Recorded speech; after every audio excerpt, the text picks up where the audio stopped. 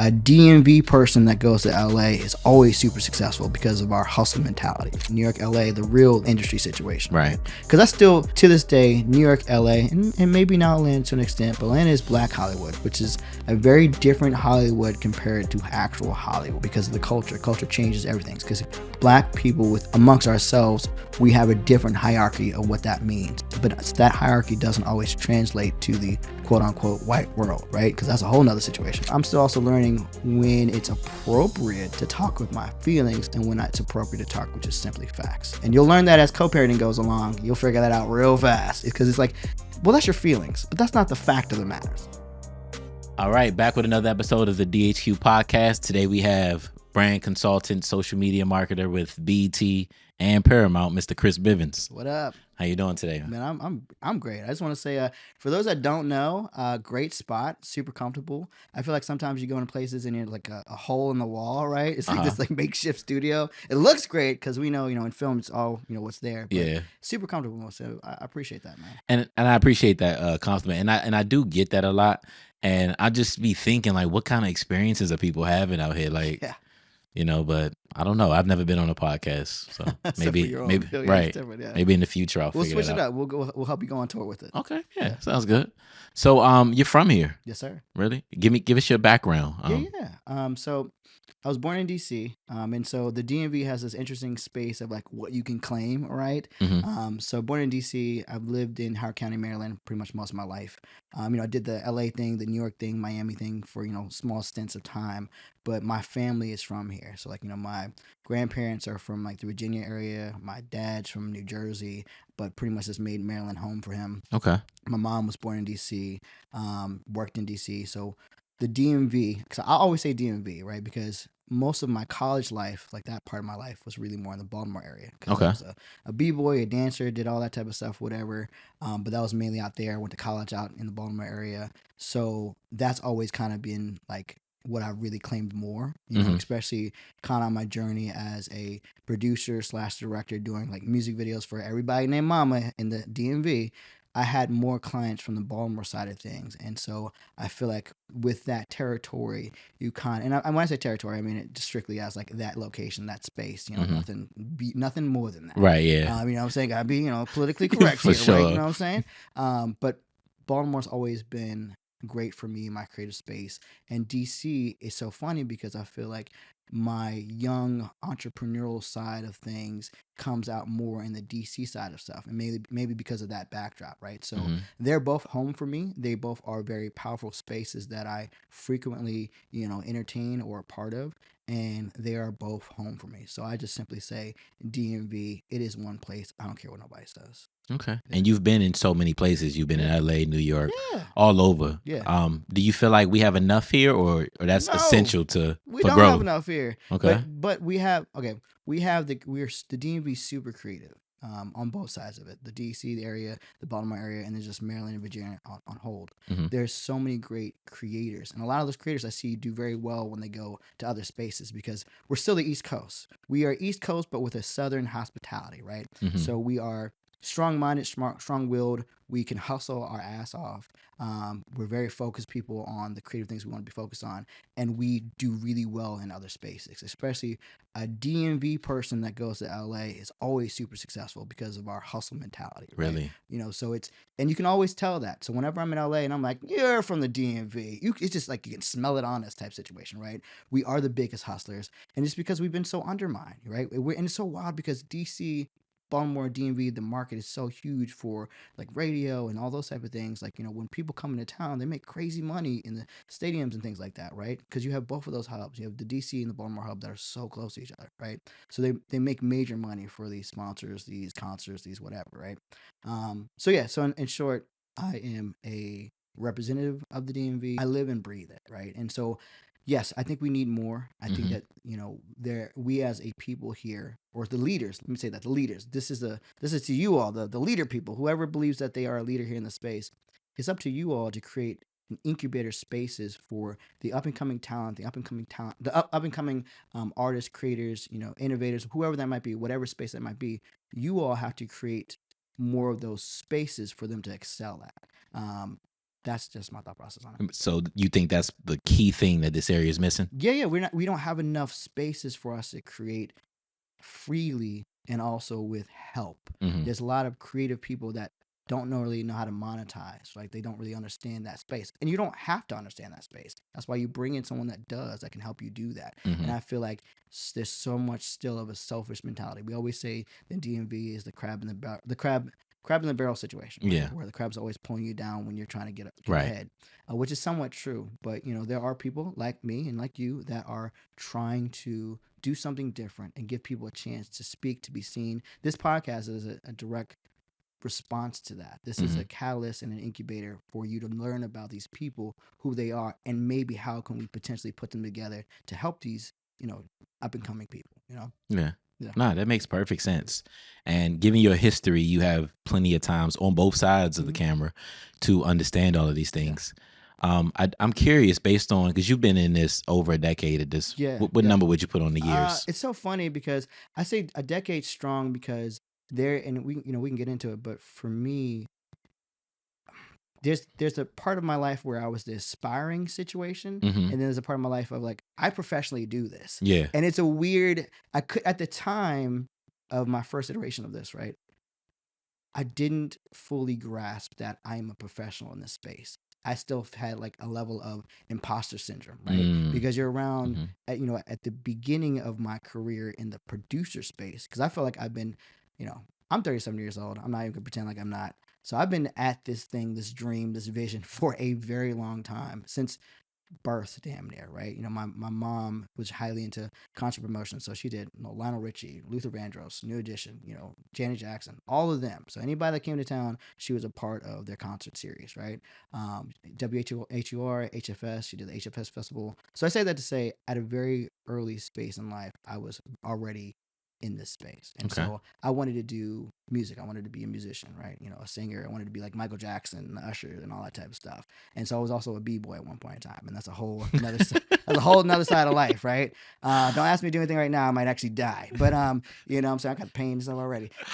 Old age, whew, shit. Anyways, but I say that to say, at that point of my life, in that early space, I still believe that I was a creator. I still believe that I was still following the dream. Mm-hmm. But then, like 10 years ago, when I really had this actual, like, my first BET paycheck situation, I was like, oh, wow, this is like, I'm really doing this. I am a producer, which is a strange thing to be, because I never wanted to be a producer. That was not something that I was like, I want to be a producer when I grow up. I don't even know what the fuck that is. You know what I'm saying? Like, so I had to I fell into that. I was an artist that was, and this quick little part of my story, I was an artist, and I got on the BET College tour because I was, doing the R&B thing for a little bit. Right? Mm-hmm. I got on a TV show before that.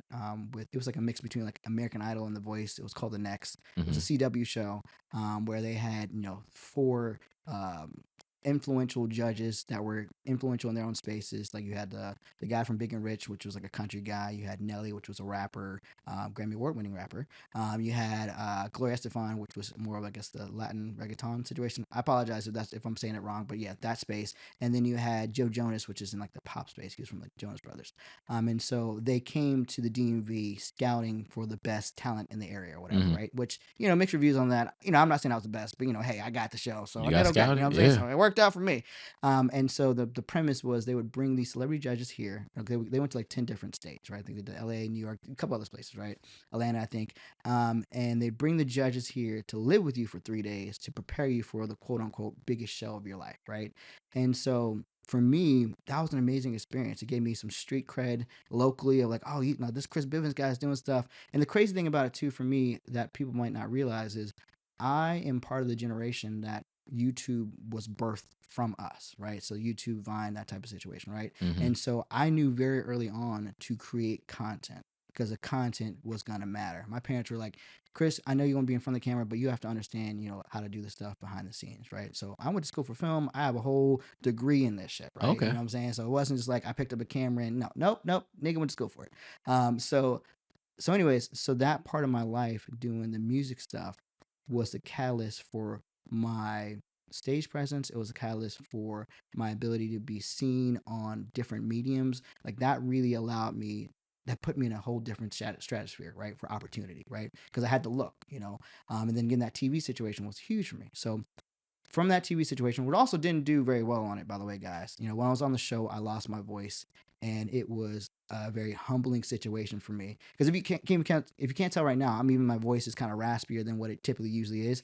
I lose my voice so easily, right? So that's why I can never really be like a concert stage artist, because I talk too fucking much, right? Mm-hmm. And so me being quiet just doesn't happen. So I'm always losing my voice.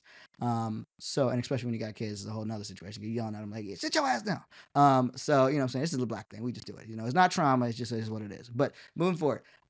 So when I was on the show, I lost my voice, and that was a very humbling situation. You're in front of millions of people, and you can't, use that thing that you're meant to do, your gift. That was a crazy experience for me, but I grew from it. So I still, right after that happened, BT saw me. There was a gentleman by the name of Keith Lawson. Shout out to Keith, who found me. Because he was also managing some other artists at one point in time that were like in the R&B space. And there was like local competitions and things like that, like DMV Life and all that type of stuff. Some of those like kind of historic brands in our space would post me and would post about kind of what I'm doing. And then when there was like little contests, I would typically win them, right? And so he was like, "You keep beating my artist. Who's this guy?" And he was like, I really value what you're doing. You're kind of already doing the YouTube thing. You're producing your own content. So like, I'm producing everything. I'm doing the, damn near putting camera on tripod, getting in front of, I'm doing the whole thing, right? Editing it, the whole situation. And so he really took a liking to me and was like, we have the BET College Tour coming up. We would love to have you be a part of this. And so that was my first step into the BET office, literally, right? That meeting was like when the office was down in DC. That was my first chance of like, oh, I'm up in here, right? Yeah. But I was up in there not as a producer, up in there as an artist. And so when I'm there and I'm on tour, I pick up my camera and I do like a little mini vlog. I was like, I'm gonna record this, And so I remember it was a Canon 60D. That's what it was. It was like the first time that the Canons would do the flip screen and all type of stuff. A step above the Rebel cameras or whatever. So I'm on tour and I was like, I'm gonna film this, right? And Keith came back to me. He was like, because I posted it on YouTube. Like I didn't ask him for permission or anything. I was like, I'm just gonna do this, right? And he was like, I want to talk to you about that thing you did on YouTube. And I'm thinking I'm in trouble. Like, ah, shit. Yeah. They're gonna kick me off the tour or whatever. He's like, no, he's like, who's doing that for you? And I'm like, I'm doing it. Like, I'm just putting the camera on tripod. I'm holding it. I'm doing all that type of stuff. I'm editing, doing the graphics and all that type of stuff. He's like, we really like it. And he's like, one of our sponsors would really be interested in making this like a web series. And I was like, fuck yeah, this is great. I would love this. Yeah. So I was the catalyst for the BET College Tour series. So that came from me. And I was on the tour. Yeah, that was a really big moment for me because they weren't really doing that type of situation like that. Not like that. And so I was on tour with Justina Sky. It was the gentleman from The Shy, not Jacob Lattimore, the other guy. Oh my God. Wolf James or Luke James. Luke James, who else? Mila J was on there. Who else? I think there's a couple other people. But for me, that was a big opportunity because we were all starting out. Like, we were all like at the beginning of our careers, if you will. And we've all kind of gone on to do our other various things. Shout out to Luke James because he's killing it. And super great voice. So they saw that and were like, let's turn this to a web series. And that was the beginning of me being a producer. Started from that inclination of me being an artist that just wanted to show what I was doing. Right. And then after that, after the tour was over, after the tour, I did 106 in Park. That was an amazing thing. So I had some really cool moments in my being an artist. I never really became the artist that I think I wanted to be in my head. I really honestly just enjoy, I love attention, but I think I get the attention I need from doing like this type of stuff or like hosting parties or whatever. Like I can get that. And even like back in the day, I was like a breakdancer. So I love that. And, at the time, figuring out how, I ain't had much money. So I'm like, so I got to dance to do a little something, I'm saying, to get attention from some of these ladies. Right. Yeah. Which is also another crazy story. But so anyways, I say this to say, as an artist, that's really what developed my career path as a producer. Okay. So I feel like I'm kind of went on. I'm just gonna let you go, but it's important and it's cool that you realize what you were actually going for, like the key thing you want as an artist. So now you're satisfied without thinking like I'm not an artist and hung up on that. It's like you're still getting the same thing you wanted. A lot of people get hung up on it. Yeah. I got to, what did I get from it? I got to be on television, which was huge, multiple times. I got to be on 106 in Park for a lot of us, millennials. That's like the show to get on. Between that and TRL, there wasn't other, I guess American Idol maybe or something like that. But like that was the one for me. Like, because 106 in Park, I remember when, Marion and B2K came out, and I was like, I want to be just like them niggas. You know what I'm saying? The Usher, like all those type of moments were they imprinted on me about who I wanted to be and the Right. type of artist I wanted to be, right? And so I got to do a lot of the shit that people wish that they could do. I got to do it kind Yeah. of early on. Even like acting and being in like on the corner and being on the wire, like the shows. Like I wasn't on the corner, just to throw Yeah. that out there, guys. I got to do a lot of stuff early on. Shout out to my parents. My dad was the investor in the Chris Bivins brand, and my mom was the creative mind and had the connections to make it happen. And so by no means am I a nepo baby. How because I worked my ass off to become the version of myself that I am today, right? Mm-hmm. But anyways, I say that to say that you know I got to be on like was Atlantic Records was what I did like a not a remix, but it was like a rendition of Usher's More, which I don't think my vocal abilities really showed the way that they could have. I've obviously got a whole lot better as I've grown, right? Mm-hmm. Did some vocal training and things like that. So for me, as a person that didn't really have the best voice, that wasn't like wasn't jacked up, muscle or anything like that. I'm kind of relatively short. Don't let Instagram fool y'all. I'm 5'7". But I say it all to say that all the things that kind of are against me to an extent I still was able to succeed. And I think that's super important because It there's some is. people that are tremendously great singers that have yet to get the look that they deserve. And me, who's an average singer with average ability, had some really amazing things happen in my life. And I never shortchanged that. And I'm very blessed with every part of my journey I've had so far. So on this journey, given the time you've had on it, Yeah. what's something that you were completely naive about coming into it early? So what was something that I was completely naive about? Yeah. That's a really good question. And I'm trying to think how to answer that in a way that makes me look cool. Right? Okay. You know what I'm saying? That's the goal. That's the goal. You know what I'm saying? Sound bites. No, I think here we go. I think I was really naive about the intentions of other people. I think that's something I still to this day am still kind of suffering from. I'm not suffering in like a complete bad way, but I am naturally a giving person. Mm-hmm. I'm just naturally like that. It's like, hey, I got some extra over here. You can have some of this. Whether it's food, whether it's money, whether it's clothes, all that type of stuff. I'm always like, I have a lot of this. You can have it because I don't need all of this, right? Mm-hmm. Still being smart about it to an extent, but I feel like I really am still learning that there's a lot of people that have either been like let down or trauma or whatever's going on for the reason why they are the way that they are. And I have to not let that change me. I have to not let that get in my way of me still being a genuine person. Mm-hmm. And you in this industry, especially, I'm not even a local thing. It's actually more of a New York thing, in my opinion. New York, LA, the real industry situation, Right. Because I still to this day, New York, LA, and maybe now Atlanta to an extent, but Atlanta is Black Hollywood, which is a very different Hollywood compared to actual Hollywood, because of the culture. The culture changes everything. Because Black people with amongst ourselves, we have a different hierarchy of what that means, but that hierarchy doesn't always translate to the quote unquote white world, right? Because that's a whole nother situation. We can break that down and get into that. Well, I am curious. Like, what are the differences there? Oh, you're gonna get me in trouble. I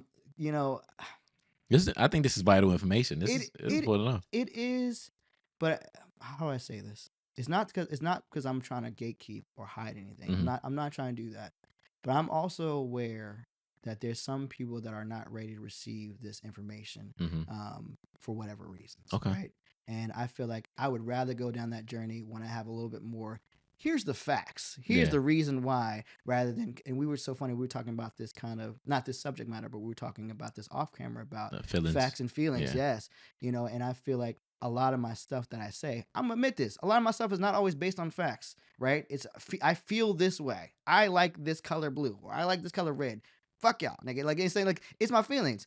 But I'm still also learning when it's appropriate to talk with my feelings and when it's appropriate to talk with just simply facts. Okay. And you'll learn that as co-parenting goes along. You'll figure that out real fast because it's like, well, that's your feelings, but that's not the fact of the matter. So let's talk about logic here, which is a whole nother thing. Even like I know a lot of people say like women are more feeling based, but there's a lot of niggas that are feelings based too. You know what I'm saying, right? So it's I've learned the hard way that because I used to be somebody who did a lot of generalizations, and I'd be like women this, men that, and I learned it's more so like, emotional people versus logical There you people. go. That's the answer. That's it. So yeah, so it's that's a great way to pick that apart. But what the catalyst, the real question was what again? What you were naive about. You were Yeah, pretty yeah, much yeah, saying people hide their yeah, intentions. yeah. That's the thing, and so that's the main thing for me. That's my Okay. answer. Okay. Yeah. And that shows up pretty often. Still to this day. Yeah. Yeah, Okay. still to this day.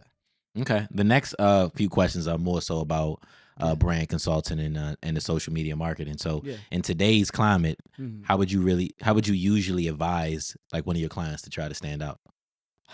That's a good question. So for me, with clients, every client's different. Mm-hmm. Every client's different. Every client has their strengths and their weaknesses, right? Mm-hmm. And so for me, a lot of the things that I do with my clients is feeling based, which is so funny, right? Because we're all about facts and stuff like that. But sometimes feelings outweigh facts because like I feel this way about the content that you're throwing my way, right? Okay. It resonates with me because of feelings, not because of factual things, right? Now there might be some facts to it and it could be breaking down in science, but most of my life, the way that I win is based upon my intuition, and that's a feeling. It's Mm-hmm. not a factual thing that I do, right? Even when I came in here and first interacted with you, it's like, oh, this feels good. Like it's a feeling based thing, right? Mm-hmm. So anyways, with clients, I'm trying to figure out usually what are you good at and how does your audience perceive that, right? And how can we take that either to the next level? And so I'm all about also creating consistent content, right? Because even for me, a lot of people struggle with that. I struggle with that too as well. But I'm also kind of a hybrid in a sense of my thing for me is like if I post something that's like a casting or whatever, those things go viral because it's opportunities for other people. It's not a lot of my content per se because I'm also kind of like into like some comedic stuff. I'm into some level of how to whatever, but I'm not really an influencer. Like I'm Mm-hmm. not really like in the fact of being a creator influencer. I'm not that. I'm more or less an opportunity giver situation, Yeah. right? Which is a weird way to kind of explain I think that. you got it right with hybrid. Yeah, it's Yeah. hybrid. 'Cause Yeah, and not everyone can do that. And because some people will come to my page like, well, how you got all these following, but your content doesn't, whatever. Like, it was like, well, when my content does well, it goes really, really well because my content is beyond me. And that's the thing that people have to understand sometimes is like, what it is it that you actually want to be. I Mhm. want to be a person that is a catalyst for opportunity. I don't necessarily want to be in front of the camera all the time, but sometimes you got to do that. Sometimes you got to step in front of the camera to do this campaign for this thing, for this book. You know what I'm There it saying? is. I had to fucking. Sometimes you got to do these things for these reasons and these seasons. And so, for me, I think I'm really good with clients because it's like I play all of the roles. I can be the influencer Chris Bivins thing for a second, the optics of it, not necessarily the actual factual matter of it, right? Mm-hmm. I can be the socialite situation in the networking parties, and hey, meet Corey, meet blah blah blah. Like do the things to connect the dots, right? I can be that person. I can be the person behind the scenes that's like, okay, let's write this thing for the script that you should do for this presentation. Let's come up with a commercial for like so like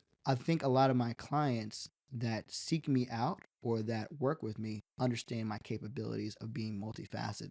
And I think that really allows me to do some really great creative stuff with them because they can trust and know Chris knows what the fuck he's talking about, right? Mm-hmm. Or Chris has really good feelings, you know? Yeah. Yeah. Okay, so talk to me about treating your brand like a business. Treating your brand like a business. You know, I feel like it's important that people do that, but I can also understand when people don't, right? Okay. But for me, it is to your advantage to treat your brand like a business because there's so many ways to monetize, right? But you also got to realize that not everybody's in it for that. You know, not Mm-hmm. everybody necessarily wants that. I mean, some people might. Some people might just believe that's just going to happen for them and things like that, and it sometimes it actually does. Because sometimes you can do this viral clip or this viral thing, and you, for whatever reason, attract the right team to help you figure out the best way to monetize, your brand. Mm-hmm. So I don't know. It's always I think it's good, but I know that my brand wasn't monetized from the beginning. I kind of had to learn that, and you will learn that if you want to be successful and make a certain amount of money from the content that you create or the content that others create. Mm-hmm. So yeah, it's Well, kind of well, aside from monetization, yeah. just I guess maybe the structure of how you go Yeah, about yeah, your brand. yeah. I mean, simple things because I kind of cover it in the book. Mm-hmm. Something simple as having your, display name the same thing on every platform, on TikTok and Instagram and your website, understanding that the cohesiveness of why that's important so that people, when they look you up, it's always the same thing, always the same handle. My Mm-hmm. mom taught me that early on. Having the same color schemes, the same logo, the same, consistency is important, right? Mm-hmm. It's a brand, which is a part of your business, right? And so you want to show up on every platform relatively the same. When you think McDonald's or you think, Coca-Cola, you just always instantly, when I say that in your mind, you're like, oh, yes, I know Right. what that is. I know what they feel like. Starbucks, right? So even sometimes, even like, when you are hiring, like, here's the thing. This is important. Your brand will sometimes be beyond you because you'll have a brand voice, right? So I know in my head how Ryan Reynolds would show up on Twitter or Instagram or whatever because his brand voice. I know how Disney might show up, their brand voice. Like Starbucks, their brand voice, their color scheme, the way that they will look, which is important because when you're doing that and you're hiring people to further your brand voice and show up in Australia or in, London or wherever that might be, you want people that can take your brand, understand it, and further that voice for that demographic, right? And so that's why it's important to be cohesive and have a brand identity because that allows you to make even more money. Like I'm always going back to monetization because I feel like this world you can only survive by having capital, Mm-hmm. or you won't survive, or you just simply won't enjoy your life. Right. Yeah. It's necessary. Yeah, man. Let me get a couple dollars. Yeah. How important is collaboration Ooh. and like the power of partnerships? Yeah, man. Collaboration is huge, but collaboration should only be done so when each party is equally yoked, right? To Okay. an extent, That makes right? sense. Sometimes there are, sometimes it is you collaborate and you're helping someone else that might not necessarily be at the same quote unquote level and whatever however that means. But Mm-hmm. for the most part, you should be able to actually have something worth collaborating with. Like that's kind of the the the main thing. That's the sauce, right?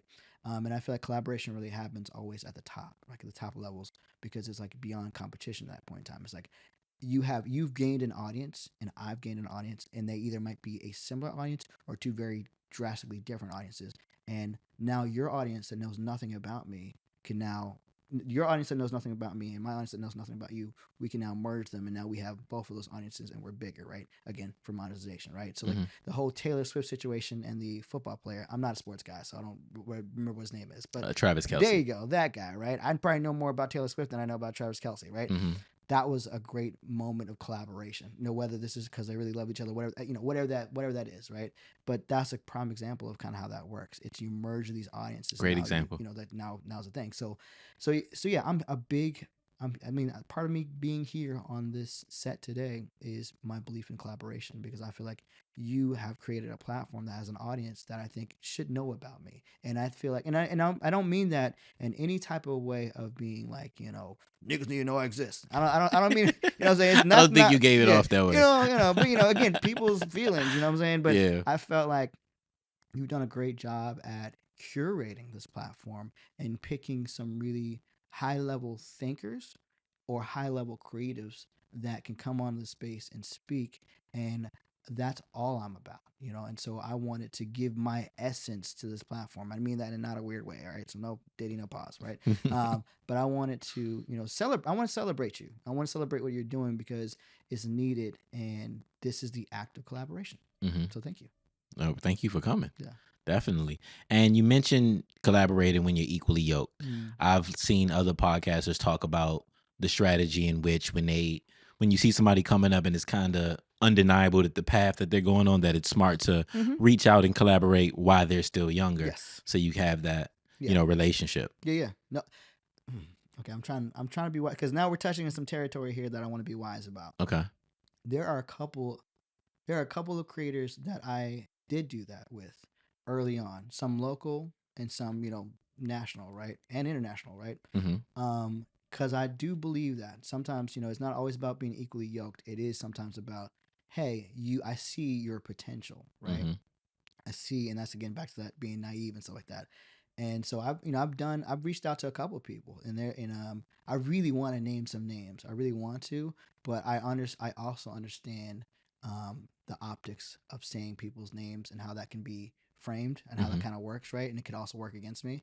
And so maybe I'm not necessarily comfortable doing that right this second, because I also don't.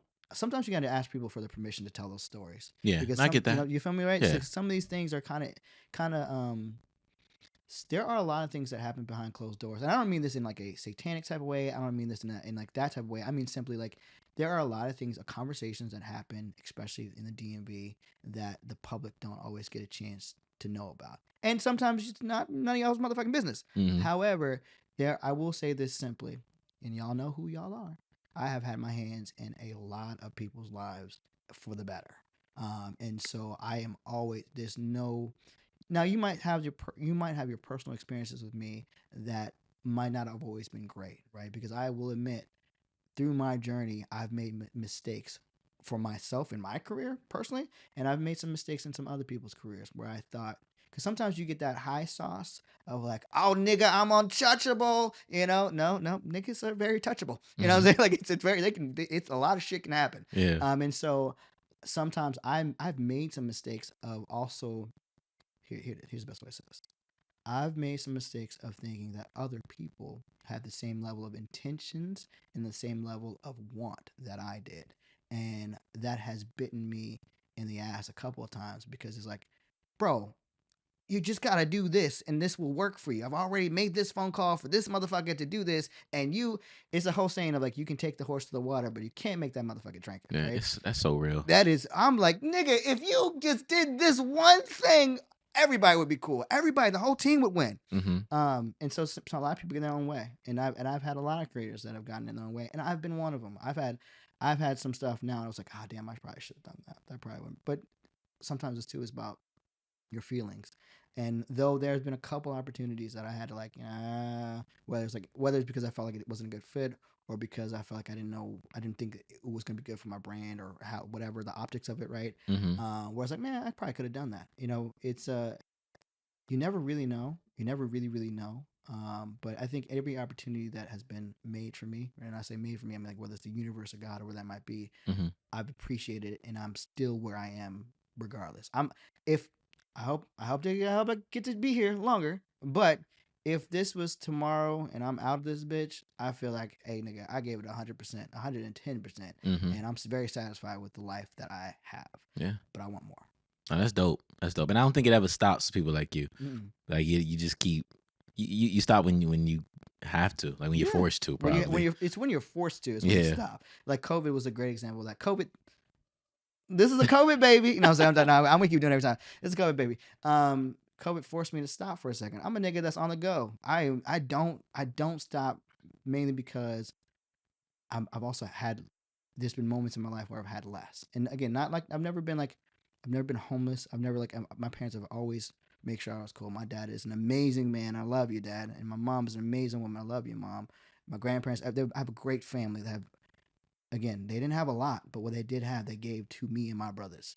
And so I've never needed anything. I've always wanted a lot of shit, but I've Mm-hmm. never needed anything. And so that is a great thing, especially for a young brown boy that wants to do more. Having that safety net, they always kind of provided that. And so Mm-hmm. that's why I'm always kind of also big into like give these kids an opportunity to have a safety net so that they can run as fast as they can or fly as high as they can. And if they fall, they'll be okay and they'll get the ass back up. Mm-hmm. I've been able to get up so many times that it's ridiculous. And so to your point, I'm never gonna stop until I have to be stopped or I'm just stopped, you know? Yeah. And I feel that, and I'm sure I'm going to be the same way. Yeah. Um, I'm now at a point. I'm the type of person that likes to do stuff myself, Yeah. even if it's something small like putting together a bookshelf. But I'm now at a point where I'm realizing that I probably can't go as far as I want to go if I don't build a team. Yeah. That's How, right. how important is that to build a team around you, and how should you go about it? That's that's such a good question. It is an ever changing thing for me personally. Cause and this is just for me. Again, this is not facts, these are feelings right now. But for me, I've had teams in seasons. Sometimes I can have a really great team for this one season or this one activation, and it did everything that it needed to do at that time. Um, you have to understand that when you're building, you might be building a team, but you might not be the leader of that team, and Mhm. you gotta understand that. That's Right? important. It's hard because people's like, it's my team, I brought it together, but nigga, you can't lead, motherfucker. What are you? What? No, but you were like I'm trying again. I'm trying my best not to name names, but I'm gonna try to give this example that's not necessarily exactly the same, but Quincy Jones is a great team builder in my opinion, right? Because he didn't have to necessarily be the most talented. Quincy Jones, Barry Gordy, those people were really good at building teams, and they didn't necessarily have to be the quote unquote leader per se. It's like, let me bring these people together because I know what it's gonna create, right? And that's not taking away. I'm a big Quincy Jones fan. I'm a big Barry Gordy fan. I'm not taking away from their excellence, but what I'm Right. saying is though their excellence worked in a space where it collaborated and brought other people together to be that team, right? Mm-hmm. If you're gonna get Smokey Robinson or whatever, saying you're gonna write that song, you're gonna do that. If you're gonna get Michael Jackson, you're like I know what you know what I'm saying, like so like Right. so my point I'm getting at is you just have to understand your place on the team that you're building, right? You might not be the leader, but you might be the blah blah blah whatever, right?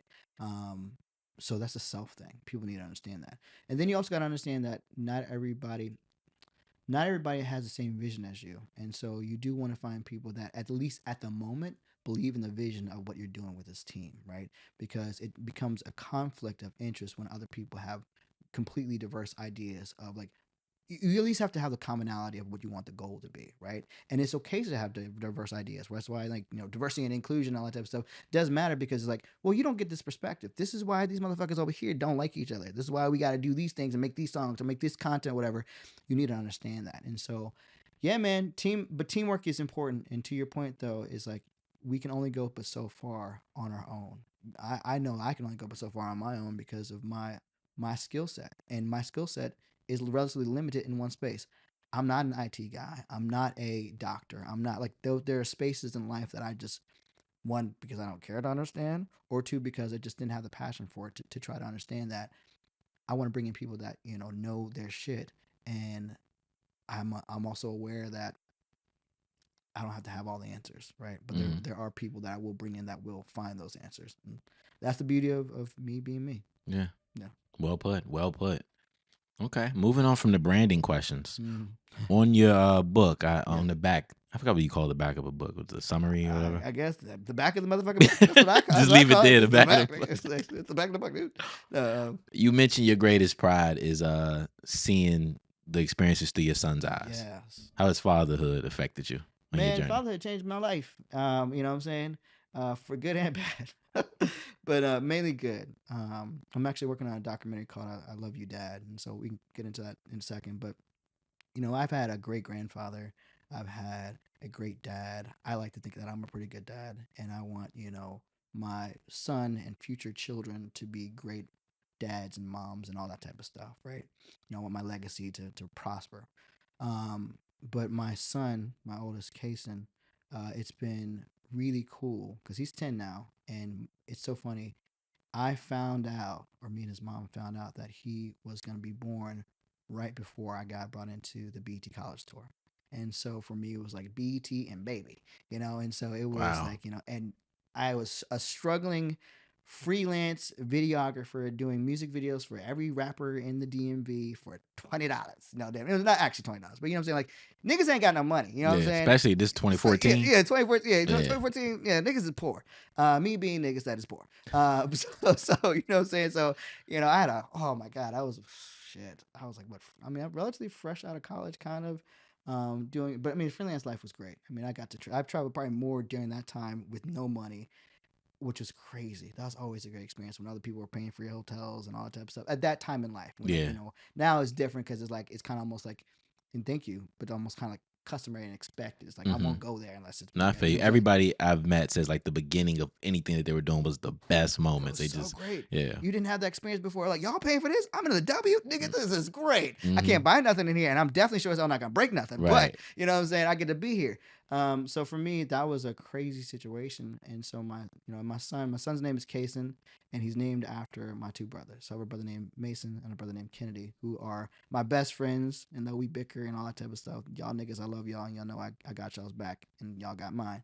But me and his mother named him after them because I felt like I've always been about legacy. And, whether I'm here today, tomorrow, whatever that might be, I wanted to give my son more than just me. I didn't want him to be a junior, which is crazy. He said this one thing one time because he comes to set with me quite a lot, just because I want him to be a part of it. And, Dad got a cool ass job, you know what I'm saying? So don't let, chase anybody ass. But I wanted him to just be on set with me a lot, right? So, anyways, he said this one thing one time. He was like, I want to change my name to Chris Bivins. I want to be Chris Bivins Jr. And for your son to say that to you, I'm That trying not had to to start feel crying so now. That was good. like, Yeah. nigga, oh no, my God. It's like, I knew, I'm happy we kept you, nigga. You know what I'm saying? But I'm happy you made it, nigga. Because it was looking dark for a second, but you made it. No, but so for me, that was just like, oh, God, you got my heart, dude.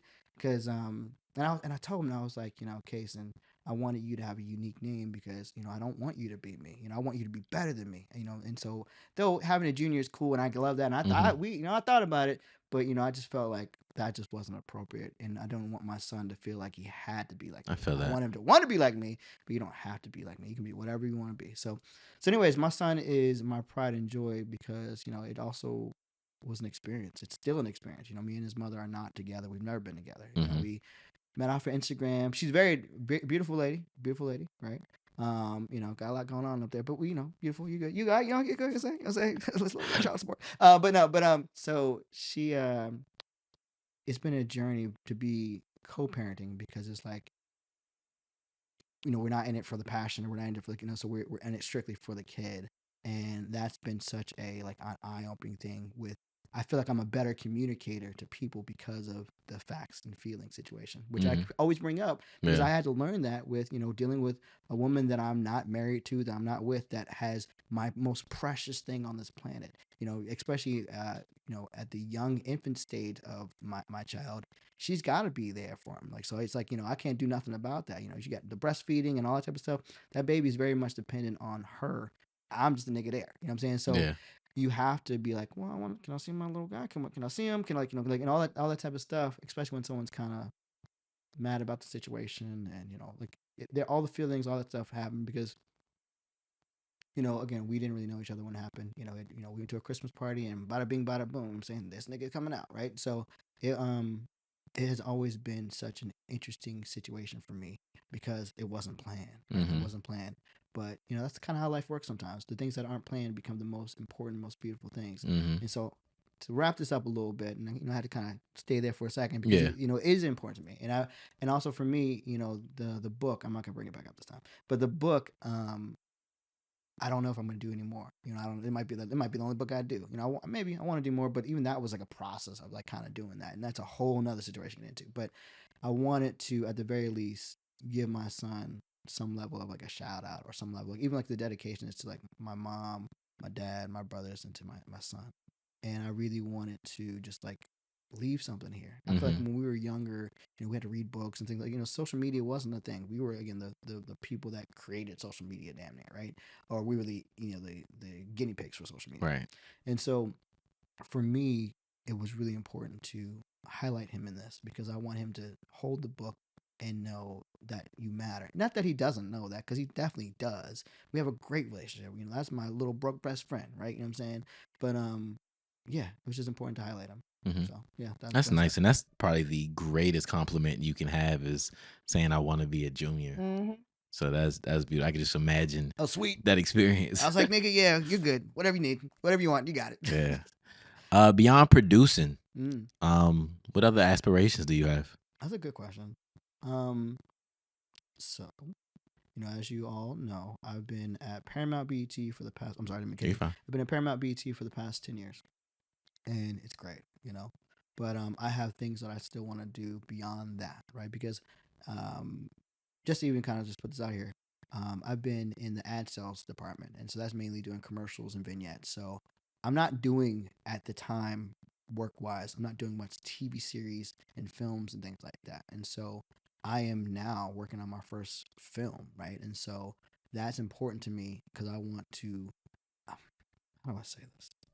I want to be known more than just the Paramount BT Chris Bivins thing. It's been great, and it's something that I will never want to give up. It's something that I will always be indebted for because it's shaped me.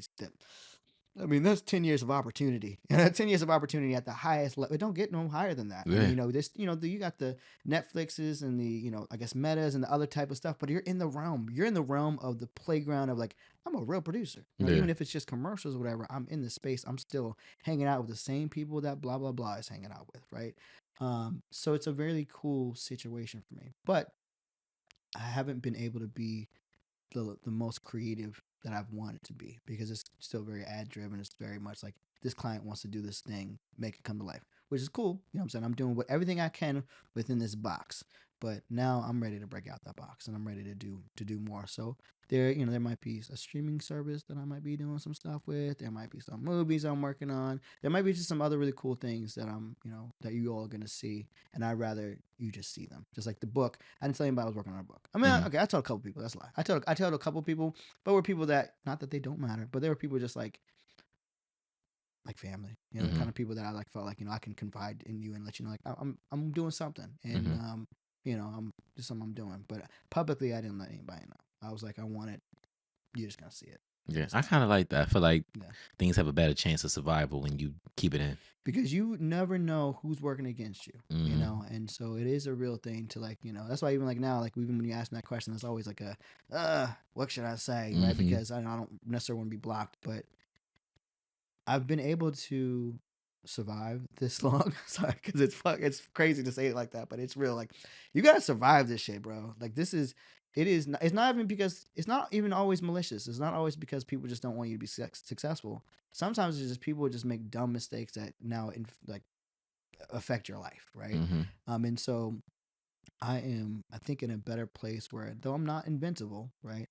I'm definitely in a space where I can survive more now, because now I have better armor, better weapons to use against conflict, better relationships with people. There ain't nobody on this planet can be like, that nigga Chris Bivins ain't shit. Well, why is he not shit? What was your interaction with him for you to feel that way? Because for the most part, I'm good to everybody. I am a kind, nice person, not because I'm saying that, because that's who the fuck I am. That is me. Now I'll make some jokey jokes. I might say some politically incorrect shit, but it comes from a place of love. I like to emulate like a Dave Chappelle or a Richard Pryor or Paul Mooney. Those are my comedic gods, right? And so you're able to say stuff that might be uncomfortable, but still it comes from love. Yeah. Yeah. I get it. You have the energy. If you ever wanted to be a comedian, I would come to the show. Hey, I promise you. Guarantee. Now, that's something I am working on, and I want to find other writers, because I feel like I got a couple. I think I can deliver jokes well, but sometimes writing comedy, and I will say this though, I am dabbling on my Instagram page, and I did this a long time ago, but I kind of brought it back. I've got this character called Dr. Bivins, and I want to do an actual real life thing. My dad's a doctor, so he's actually Dr. Bivins. So is this the cartoon? Yeah, it's a cartoon. Okay. Yes. Okay. See, you peeped it, right? Yeah, I've seen it. Yeah. So I did one a long time ago when I had hair and stuff like that. But the beauty of technology is I could do things a lot more faster now, right? So I originally had a contract, a cartoonist and stuff like that. Now there's some software that I can kind of give it, the basic premise of what it is. And I did have an artist create the original Dr. Bivins thing or whatever, but now with other AI prompts and things like that, you can do it faster. So I'm not trying to act like I'm the cartoonist and things like that. That's definitely not me, but the ideas are me. And so I want to, because back in the day when I was a kid, my parents always made me read the newspaper, but I would always go to the funny pages, right? If you don't know what the funny pages is, it's the thing in the comic, it's the comic strips, right? So like the Boondocks. The Boondocks, before it came and became an animation, it became a good. The cool thing about being a producer is I'm also okay with when we gotta take cuts and things like that. Right? Yeah. So, and kudos to you for operating this so efficiently. But anyways, the comic situation is, I was always inspired by the Boondocks comic strip and things like that. And so I feel like social media, especially Instagram, I could bring that back and kind of give my thoughts in a way that's not always me sitting in front of the camera, because there's effort that needs to happen when you're doing social media. You gotta put the camera up, you gotta put the light on, you gotta have the mic stuff, you gotta hold the camera like a goofy ass person and doing all this other goofy shit, right? Whatever it is, what it is. I still do it. I still call it goofy, but So I wanted to do something that also allows me to really be super creative. I can bring in celebrities that are not actual celebrities. I'm still figuring out I'm not trying to get sued or anything like that, but I'm able to do something really cool. So the Dr. Bivins comic strip is my new fun thing. That's content. It makes sense. I can be talking about things in the now, and I feel like that's going to be a really cool moment for me. Yeah, I can see it. I can see it being mapped out and turning into another book. It could be a thing. Yeah, I can see it. Okay. Okay. Well, that's all I have for you today, man. Snap! This was great, bro. Yeah, I appreciate it. Did you want to leave off with anything? I think for me the most important thing is I want people to know that I am someone that you can contact. I am a person that we'll work with you on whatever level of life that you're at. It does got to make sense. It does got to, like, it can't just be, I'm just saying, it's just gotta make sense, right? But I think people know what that means. Yeah, it just gotta make sense. But even again, like this is an example of what I want to be and how I want to show up. I want to be able to have more cathartic conversations, especially like, and you're great at this. You asked some really great questions, and you're prepared, and the professionalness of this is great. And I would like to help you make this bigger than what it currently is. And you alluded to team and collaboration in a lot of this conversation, and I feel like we're aligned in that. And so yeah, let's figure this out. I'm public saying let's figure this out. This show has my stamp of approval. Definitely, and I appreciate that. That's important to me. Yeah. All right. No, good, man. Do we shake hands? What do we do? How do we? Nothing. I usually just ended this on a. Okay. No, that's good.